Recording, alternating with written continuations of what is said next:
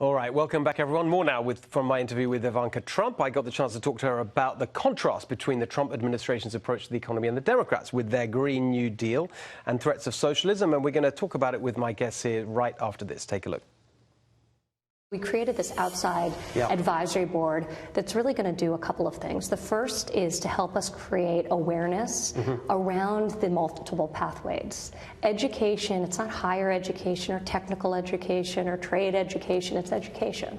It's education with the goal of the result being an ability to provide for yourself. So having some of these leaders talk about education in different terms, big American companies. But also small, but I mean, it's interesting because Linda McMahon was part of this conversation and emphasizing the role of small business in all this. And altogether, what it really tells you is that you've got this very distinctive, very kind of pro-enterprise, pro-private sector way of thinking about this. That is a huge contrast with something that's getting a lot of attention, which is, of course, the Green New Deal, which superficially is all about the environment. But within it, you've got an approach to jobs, which is very radically different, which is a government-guaranteed, well-paying job for everyone. That's the promise in the Green New Deal. What do you think of that?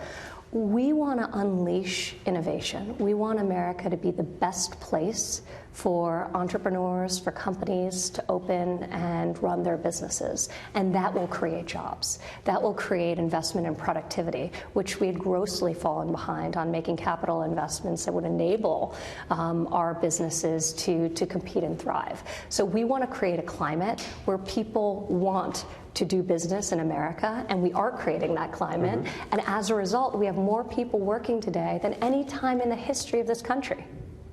I mean, think about that fact in and of itself. It's unbelievable. And another thing that's so amazing when you talk about work and workforce participation rates, last quarter, 73% of the people who came into the workforce came in off the sidelines.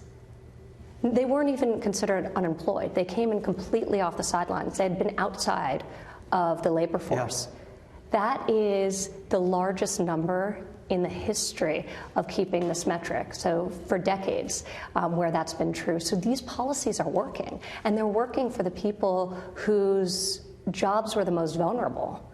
And those are the people we're trying to help. We're also trying to help them through our working family agenda by recognizing the realities of modern working families, the enormous cost of childcare for those families, and the necessity of childcare to families who need two incomes, or of course for single parents. And then of course the importance for children of childcare, early childhood education, because they're really one and the same. Yes, I totally agree with that. But I just want, you've got people who will see that offer from the Democrats, from the progressive Democrats, Alexandria Ocasio-Cortez.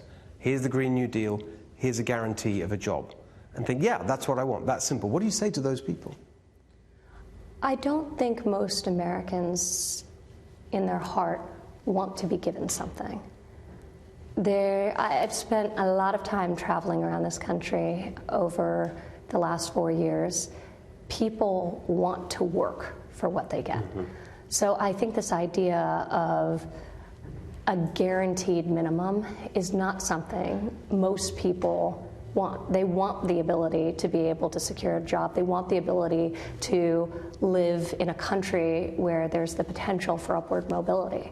And the reality is that too many Americans felt that there wasn't the chance to do better or to live a better life than their parents.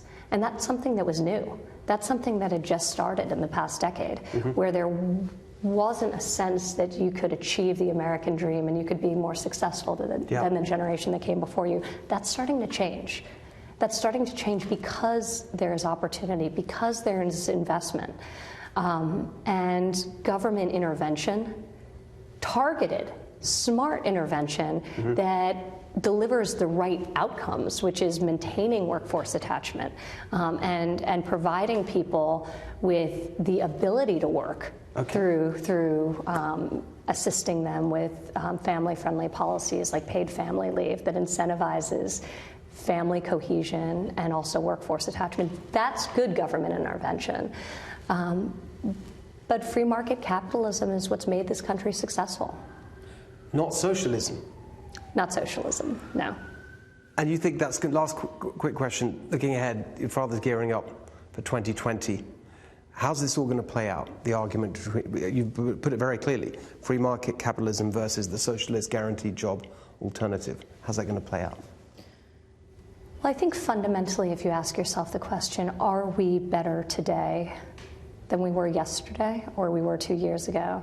The answer is undoubtedly yes.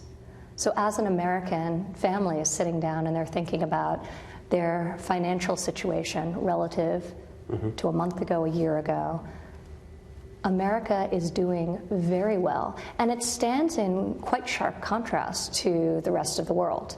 So not only are we doing well, much of the world has slowed down in terms of the pace of their growth, and our policies are continuing to allow this economy to thrive. So I think when you think about the foreign policy agenda, when you think about the interest in domestic security, and then you think about our economic agenda, Americans are better off today than they were in the past, and I think that's deeply meaningful to all of us. That's what we want. That's what we want in a leader, and the president's proven his ability to execute on that mission. Ivanka Trump, thank you so much. It was a pleasure. Thank you.